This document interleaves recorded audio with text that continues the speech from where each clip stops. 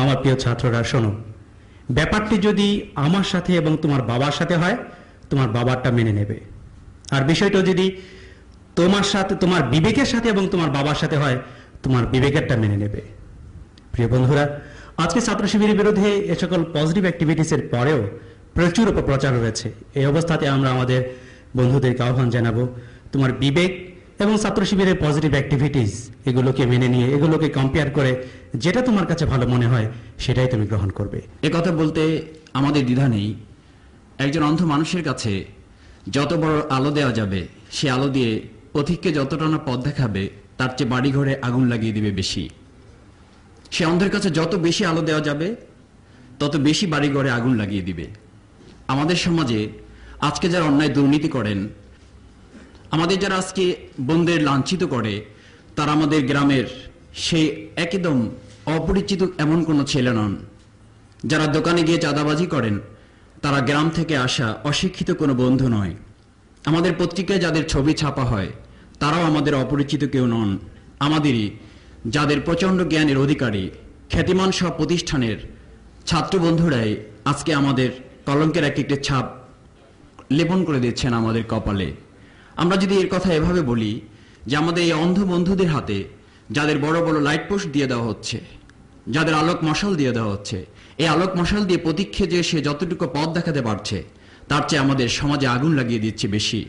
আমরা এই সমাজে আগুন লাগিয়ে দেওয়া ব্যক্তিগুলোর হাত থেকে হয় তাদের হাত থেকে মশাল ছিনিয়ে নিতে চাই, না হয় তাদের এই অন্ধ চোখকে তাদের সামনে আমরা আলো দান করতে চাই। ইসলামী ছাত্র শিবির এই অন্ধ পথিকগুলোর হাতে আলো ছিনিয়ে না নিয়ে এসে, তাদের হাতে আলো থাক, আমরা তাদের আলো ছিনিয়ে নিয়ে এসে কণ্ঠধর পরিচয় না দিয়ে আলো থেকেই আমরা তাদের দুটি চোখের পাতা খুলে দিয়ে জাতির সামনে কলঙ্কের যে ছাপ তুলে ধরা হয়েছে, সেই কলঙ্কের ছাপে আমরা গর্বের একটি বড় ধাপ উন্মোচন করে তুলে ধরতে চাই।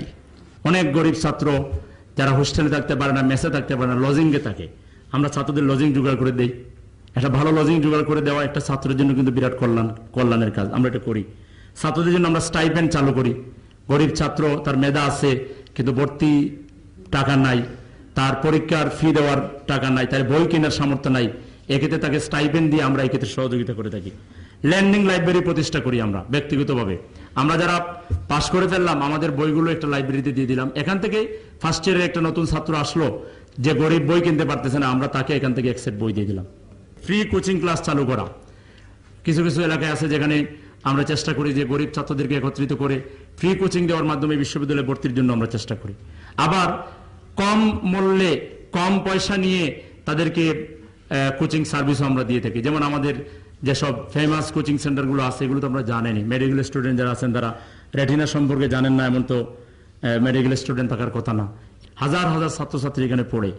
এটাও তো শিবিরের ছাত্র কল্যাণমূলক কাজ। ফোকাস ঢাকা বিশ্ববিদ্যালয়ের, এই ফোকাসের মাধ্যমে প্রতি বছর হাজার হাজার ছাত্র ঢাকা বিশ্ববিদ্যালয়ে চান্স পায়। এবং এখানে শুধু পড়ালেখা হয় না, পাশাপাশি তারা এখান থেকে আদর্শ চর্চা, নৈতিকতার চর্চাও তারা করে। অন্যান্য কোচিং সেন্টারে গিয়ে ছেলে মেয়েরা বাজে আড্ডা দিয়ে যেখানে পড়ালেখা সর্বনাশ করে দেয়, সেখানে ইসলামী ছাত্র শিবিরের পরিচালিত এইসব কোচিং সেন্টারে এসে পড়ালেখার পাশাপাশি নৈতিকতার চর্চা, আদর্শ চর্চা করছে। এছাড়া ইসলামী ছাত্র শিবির সাধারণ ছাত্রদের মনে করেন ক্যান্টিনের সমস্যা আছে, ক্যান্টিন সমস্যার সমাধানের জন্য শিবির ভূমিকা পালন করে। লাইব্রেরিতে বই নাই, এর জন্য শিবির ভূমিকা পালন করে। তারপরে মসজিদ নাই, এর জন্য শিবির ভূমিকা পালন করে। ছাত্রদের বেতন বাড়িয়ে দেওয়া হয়েছে অথবা কোনো কোর্স ফি বাড়িয়ে দেওয়া হয়েছে, এক্ষেত্রে শিবির সাধারণ ছাত্রদের স্বাক্ষর নিয়ে এর প্রতিবাদ করে। একটা বিল্ডিং ধসে পড়ে যাচ্ছে অথবা একটা সুন্দর পরিবেশ নাই পড়ালেখা করার জন্য, ইসলামী ছাত্র শিবির সাধারণ ছাত্রদের সমস্যাগুলো চিহ্নিত করে এইসব সমস্যার সমাধানের ভূমিকা পালন করে আসছে।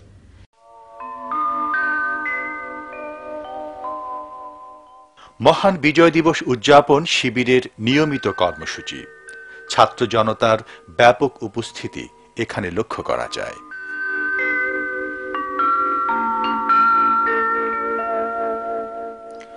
ভারতীয় আগ্রাসনের বিরুদ্ধে শিবিরের প্রতিবাদ। আন্তর্জাতিক মাতৃভাষা দিবস উপলক্ষে আয়োজিত আলোচনা সভা।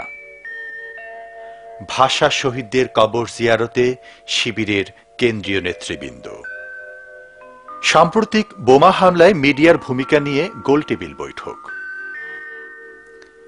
সার্ক ঐক্য, উন্নয়ন ও সম্প্রীতি অর্জনের গুরুত্বপূর্ণ মাধ্যম শীর্ষক গোলটেবিল বৈঠক।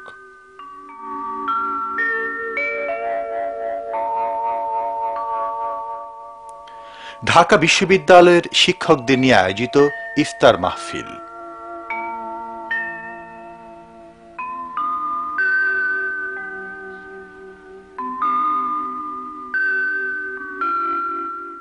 শিবিরের কেন্দ্রীয় লাইব্রেরির উদ্বোধনী অনুষ্ঠান।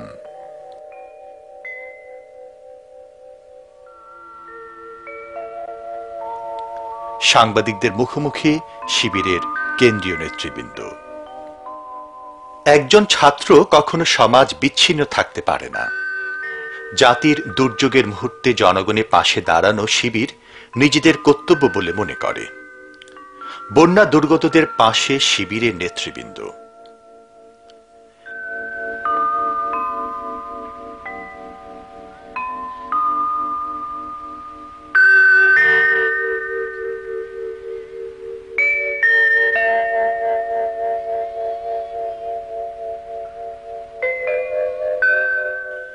শীতের সময় দরিদ্র জনগোষ্ঠীকে ইসলামী ছাত্র শিবির এভাবে সেবা দেওয়ার চেষ্টা করে।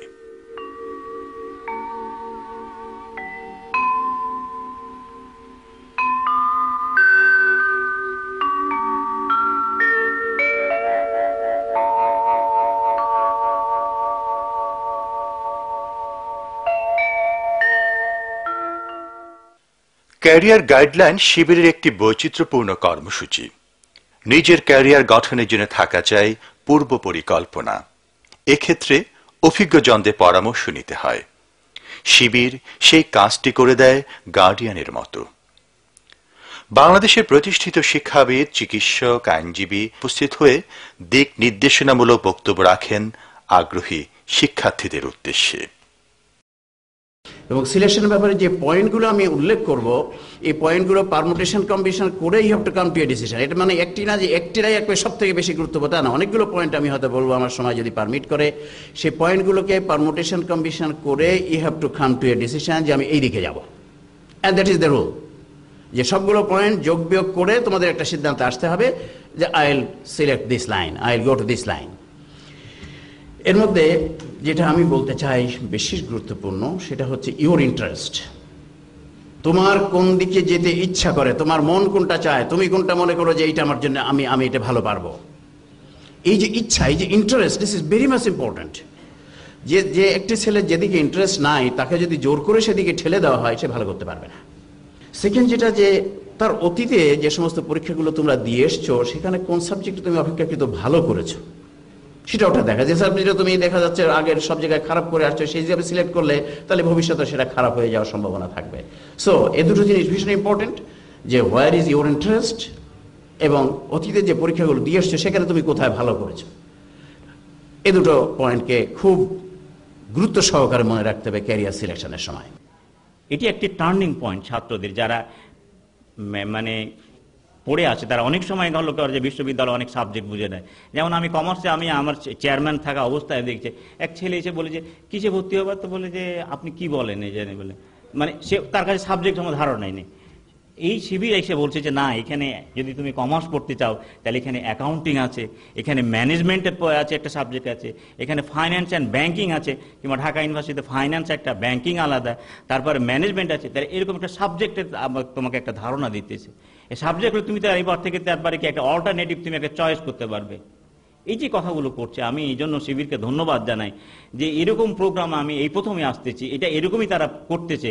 এই ছাত্র সংগঠন, আমি অনেক সময় ছাত্র অবস্থায় এক সংগঠনের সাথে জড়িত ছিলাম, এরা এরকম কথা কইতেন, এগুলো অন্য কথা কইতো, যেটা হলো যে চরিত্র ধ্বংসের কারবার ছিল। এটা ভালো কথা কওয়া, ভালো পথের দিকে আহ্বান করার এটা সংগঠন তখন ছিল না, বা এখনো বা খুব কম আছে।